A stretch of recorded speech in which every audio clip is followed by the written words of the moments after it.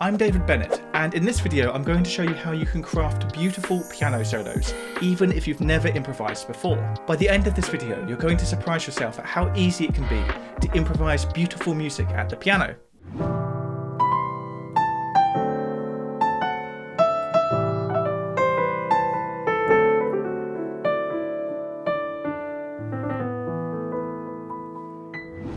So how do we choose the scale?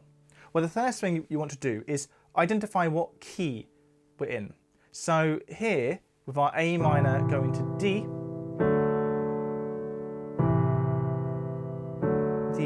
although there might be examples when that chord progression appears in other keys, 9 out of 10 times we'll be talking about a song that's in the key of A minor. That's our first chord there, A minor, going to D, the fourth chord of the key, back and forth. So we're in the key of A minor. So the most obvious thing to do is use the A minor scale. There's a few different minor scales out there, but the default one is what we call the natural minor scale. So we're in A minor, that's what our chords are doing. So the most basic thing we can do to play over that chord progression is use the A natural minor scale, which happens to be all of the white notes on the piano from A to A, which makes things easier in this example. That is our A natural minor scale, and the scale that we're going to start improvising over these chords.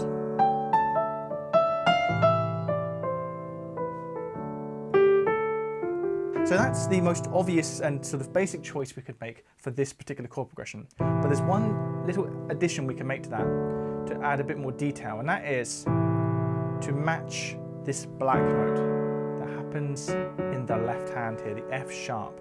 Because although our right hand here, we were using it to play the A minor scale with an F natural, in the left hand, we've got an F sharp. And if we were to play those two notes together, F sharp and F natural, they don't work so well because there's two different versions of F. So although we could effectively blag a solo and just use this scale, it doesn't sound too bad in context, but it would be nice to highlight the note that's in the chord. So what we do is at least when we're playing the D chord, we temporarily swap out the F natural for the F sharp. We match the right hand note to the left hand note. We want to highlight that unusual note, that non-diatonic note. And that suddenly glues it all together a bit more. They're now speaking the same language, It just really works now. We've captured the mood more of the chord progression. You can notice I'm actually still using the F sharp when I'm back on the A minor chord.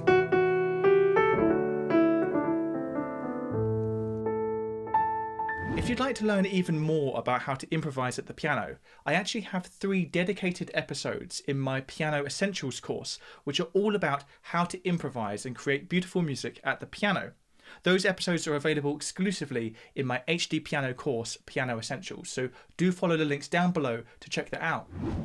So let's keep moving forward with this chord progression and talk now about how we can avoid just randomly moving around the scale. How do we actually create more melody and excitement and song in our solo? Well, as I said before, we effectively want to apply the same rules you would apply when composing a melody. A melody composed is not random notes sprung together from a scale. It has structure, it has motif. And a really simple way of thinking about motif, about creating form within a melody, is what we call sequence. So imagine we've got our chords going here, A minor and D. Imagine I just start by quite literally playing a random 3 notes from the scale, like that. That is a motif. I've already created a motif. Now, instead of now going off and playing a bunch of other random notes, I want to develop this motif. I don't just want to have a bunch of random ideas, I want to develop the ideas I have. So simplest thing to do is play it again, right? But if I keep doing that all day long, it's going to be boring. So this is where we can apply what I was saying is called sequence. Sequence is when you play a motif And then you repeat that exact same motif, but higher or lower in the scale. So if I take this shape of, and then just move the whole thing, literally move my hand up the white notes like that, one step to the right. That is the same motif, right? That was the first position. And now it has developed. And you can hear how the two motifs are kind of related, right? They sound like two parts of a greater whole. Because they are effectively the same thing, just moved around. That is sequence. And I can keep doing that. I can play it there, then move it up, then move it up again. Let's put it in context.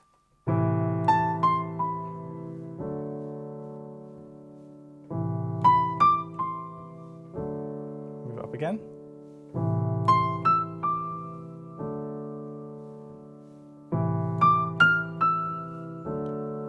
So you can hear I've already now got so much more mileage out of that simple idea, that simple motif, right? So I'm not playing random notes, am I? I'm developing a melody, but in real time. I'm composing. So that is sequence, where you take a motif and you move it up or down, you know, could have gone down, like that, in the scale. And in this example, the scale more or less happens to be the white notes, so that keeps it easy for us to understand. But we don't want to just keep repeating it in sequence or in position where it was, because that will also get boring, right? So what you kind of want to do is have some repetition and then mix it up. Imagine how a drummer would play, right? A drummer would typically keep a consistent beat down for an entire 16-bar phrase, for example, right? They want to keep it consistent. That's their aim. But if they keep it consistent for the whole song, it will get boring.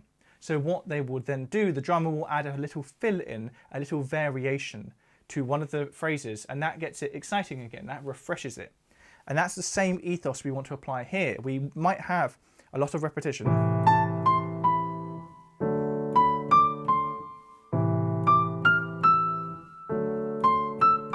But then we want to change things up a bit. Like that, for example. So there I introduced a second motif, which was simply just that. These ideas don't have to be complex. That's a motif. And then I played it again, but I varied it. Rather than going C, C, I played C, A. So that is another way that we can change motifs. We can develop them by varying them, by having a variation on them. So that is two ways we can take a motif, a simple idea, and develop it. We can repeat it, either where it is or in sequence somewhere else. And we can also vary it. So this is our basic motif. And what if I went on the second one, just changed it up a little bit. So let's go for a straight repetition. And then have some sequence. Sequence again.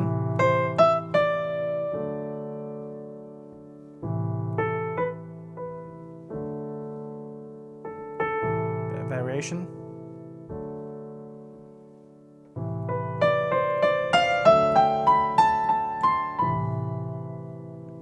And you can feel how it's starting to develop, right? I can take it on a bit of a journey, and by using a motif, it sounds musical, not random. But we can take it a step further. We can now add an extra note into the right hand that doesn't even appear in the left hand. And we can do this to add more colour, more variation. And a really kind of classic one to go for is what's called the flat 5, the flattened 5th degree of the scale. What you might call the blue note or the blues note, because it's very typical of blues music and it gives it that bluesy, kind of gritty, wrong but right sound. So the flat 5th is the normal 5th degree, E for example, but flattened. So we're in A, 1, 2, 3, 4, 5. E is our 5th degree, E flat is our flat 5th. And by adding that in onto our chord progression that's in A minor, we add extra flavour. Now we don't want to hang out too long on this note because by its very nature, it's not in the key, right? It's not in the key, it's not in the chords, it's meant to sound out of place. But the reason we want that is for the sensation we get when it returns to where it should be in the scale, that tension and release. So that is my last tip I'm giving you today. Getting that little bit of spice in there, that tense note. And you can see a really lovely thing to do here is just slide off it.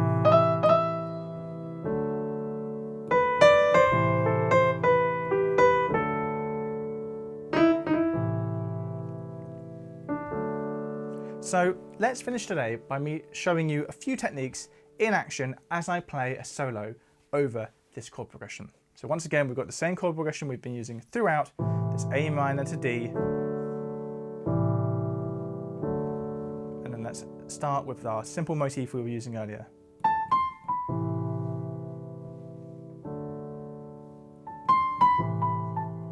Variation. Same motif again. Bit of sequence.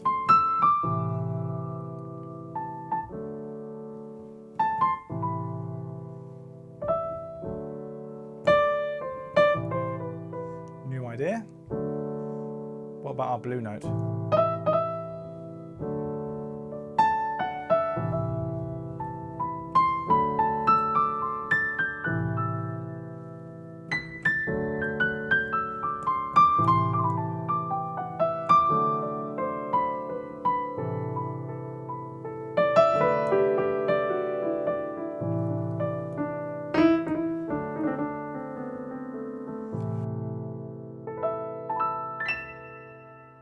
Improvising is one of those things that you never stop getting better at. You keep developing your ability to create and express in the moment. You keep developing your own personal voice. So if improvising is something that you really are interested in developing even further, then I suggest you check out my Piano Essentials course that's available on HDpiano. In this exclusive course, I talk about all sorts of different aspects of being a piano player, one of which is improvising at the piano. There's 3 dedicated episodes talking about how I approach improvisation at the piano and how you can become a better and more expressive and more competent improviser at the keyboard.